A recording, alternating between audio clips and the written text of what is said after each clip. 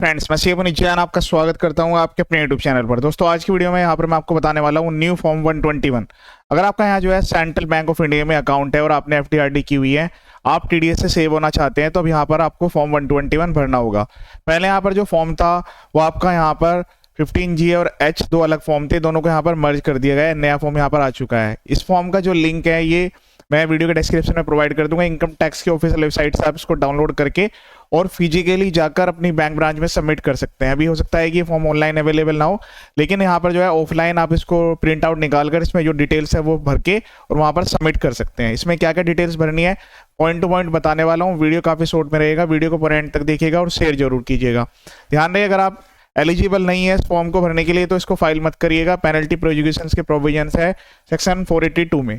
मैं आपको पूरा यहाँ पर पॉइंट टू पॉइंट फॉर्म बताऊंगा। इसमें पार्ट ए और पार्ट बी दिए गए हैं, आपको कौन सा पार्ट भरना है, क्या क्या डिटेल्स भरनी है और किन किन बातों का ध्यान रखना है, सब चीज़ें मैं यहाँ पर बताने वाला हूँ। सबसे पहले यहाँ पर जो है पहले दो अलग अलग फॉर्म्स होते थे। यहाँ पर फॉर्म 15G और H दोनों को मर्ज कर दिया गया है। जो फॉर्म 15G था आपका वो यहाँ पर 60 ईयर्स बिलो, और जो फॉर्म 15H था वो यहाँ पर जो है 16 ईयर्स और अबव, इनके लिए फॉर्म यहाँ पर एप्लीकेबल था। यहाँ पर जो लिमिट्स हैं टीडीएस डिडक्ट होने की सेक्शन 393 में वो तो सेम रखी गई है, लेकिन दोनों फॉर्म को मर्ज कर दिया गया है, एक सिंगल फॉर्म ला दिया गया है। लिमिट कुछ इस तरीके से है। अगर आपकी एज 60 ईयर्स बिलो है, आपका एक साल में 50,000 से ज़्यादा का ब्याज आप अर्न करते हैं, टीडीएस डिडक्ट होगा 393 में। अगर आपकी एज 60 ईयर्स और अबव है, 1 लाख से ज़्यादा का ब्याज अर्न करते हैं, तो आपका टीडीएस डिडक्ट होगा 393 में। केस जो दोनों केस में 10% का टीडीएस डिडक्ट होगा। अब आपको एक चीज़ का ध्यान रखना होगा कि ये जो लिमिट है पैन कार्ड वाइज अवेलेबल है। तो अगर आपके अलग अलग बैंकों में अकाउंट है तो आपको बैंक में जाकर ये सबमिट करने की रिक्वायरमेंट आएगी। अलग अलग बैंकों में आपको जाना पड़ेगा, लेकिन जो maximum amount not chargeable to tax है उसका आपको ध्यान रखना होगा। सबसे पहले हम यहाँ पर जो है सेंट्रल बैंक ऑफ इंडिया के लिए आपको एक यूनिक कस्टमर ID मिली होगी, वो यहाँ पर आपको मेंशन करनी होगी। ठीक है, हर बैंक की अपनी एक यूनिक ID होती है हर कस्टमर के लिए। तो आपको यहाँ पर जो है कस्टमर ID लिख देनी है, जिससे क्या होगा कि जो बैंकर है वो आपको यहाँ पर जो है ट्रैक कर पाएंगे।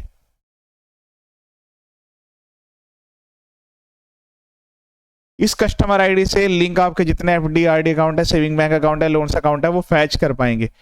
तो इससे क्या होगा कि जो ये फॉर्म है वो सही तरीके से प्रॉपरली लिंक होगा और जो आपको इसका बेनिफिट मिलना है वो यहाँ पर मिल जाएगा। अलग अलग बैंकों में इसका नाम कुछ अलग हो सकता है, जैसे यूनिक कोड UCN। तो आपको सेविंग बैंक की पासबुक या किसी FD/RD में से आप देख लीजिएगा, ये नंबर कॉमन रहता है। एक पैन कार्ड वाइज ये जो है कॉमन रहता है। अगर आपकी किसी बैंक में मल्टीपल कस्टमर ID है तो फिर यहाँ पर आपको पहले कस्टमर ID को मर्ज करना होगा। अब यहाँ पर सबसे जरूरी बात है कि आपको जो है केवल और केवल पार्ट ए इसमें भरने की रिक्वायरमेंट आएगी। पार्ट बी आपको नहीं भरना है। पार्ट बी जो है वो बैंकर का पार्ट है। क्या क्या डिटेल्स भरनी है ध्यान से सुनिएगा। ये जो नोट्स दिए गए हैं मैं आपको साथ के साथ यहाँ पर बताते चलूँगा। सबसे पहले यहाँ पर आएगा, यहाँ पर जो है आपको अपना जो नेम है वो यहाँ पर लिखना होगा, और जो नेम है वो यहाँ पर सही फॉर्मेट में होना जरूरी है।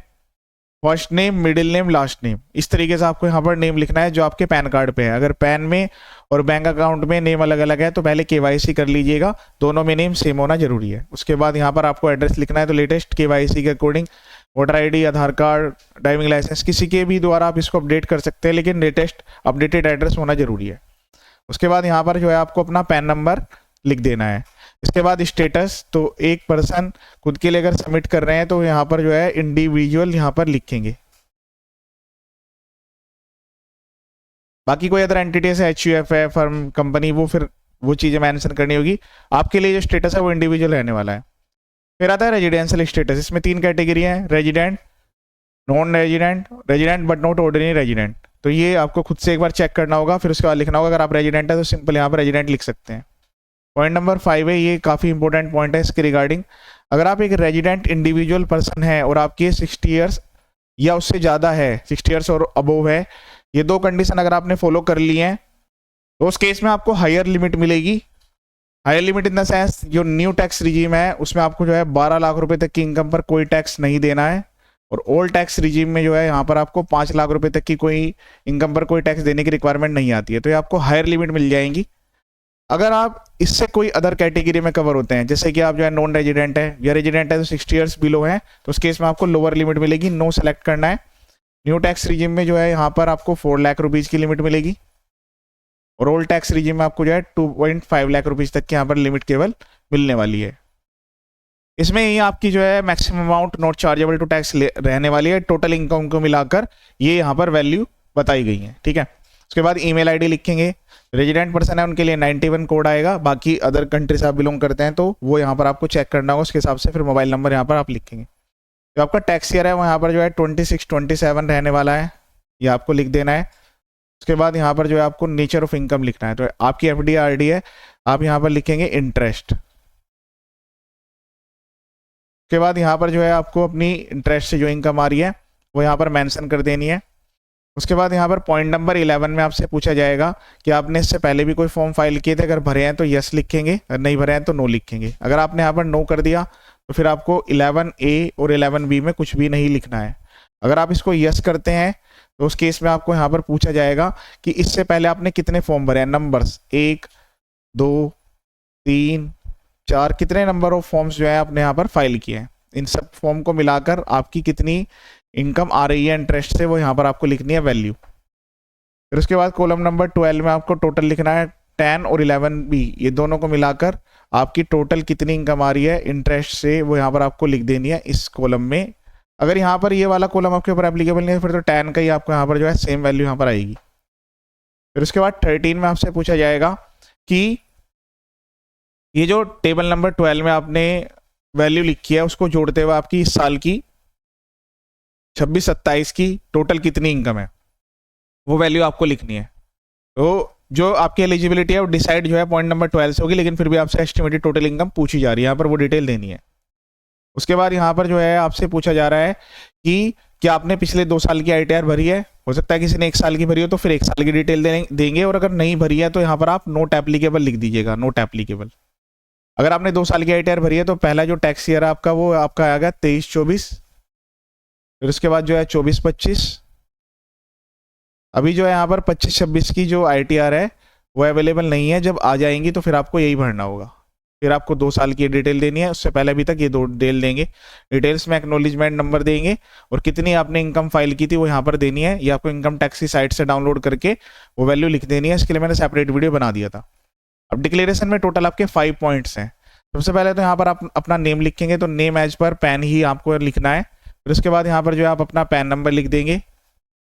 फिर उसके बाद यहाँ पर जो है ये जो पॉइंट्स हैं इनको आपको रीड करना है, फिर टिक करना है। फिर उसके बाद यहाँ पर जो है पॉइंट नंबर 3 में भी ईयर सेलेक्ट करने का ऑप्शन आएगा, तो टैक्स ईयर आपका यहाँ पर रहेगा 26-27,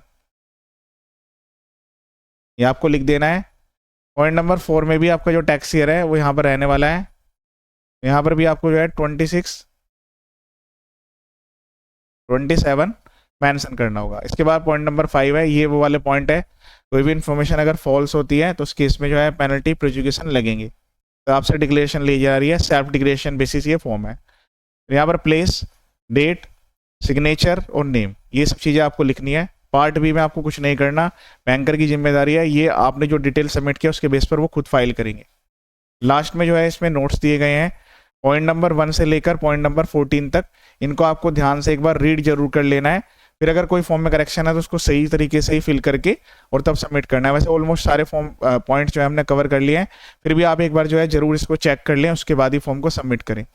अलग अलग बैंक वाइज मैंने यहाँ पर सारे फॉर्म्स अपलोड कर दिए हैं। अगर आपका किसी अदर बैंक में अकाउंट है, हो सकता है कुछ स्पेसिफाइड फॉर्मेट हो, तो वो वीडियो भी आप एक बार देख सकते हैं। इसी टाइप के और भी वीडियोज़ के लिए आप जो है फॉलो जरूर कर लीजिएगा। यहाँ पर जो है इनकम टैक्स GST के काफ़ी सारे वीडियोज अवेलेबल हैं, और अभी यहाँ पर काफ़ी सारे वीडियोज मैं अपलोड करने वाला हूँ। चैनल का पर्पज फुल्ली एजुकेशनल है। ये वीडियो देखने के लिए थैंक यू सो मच।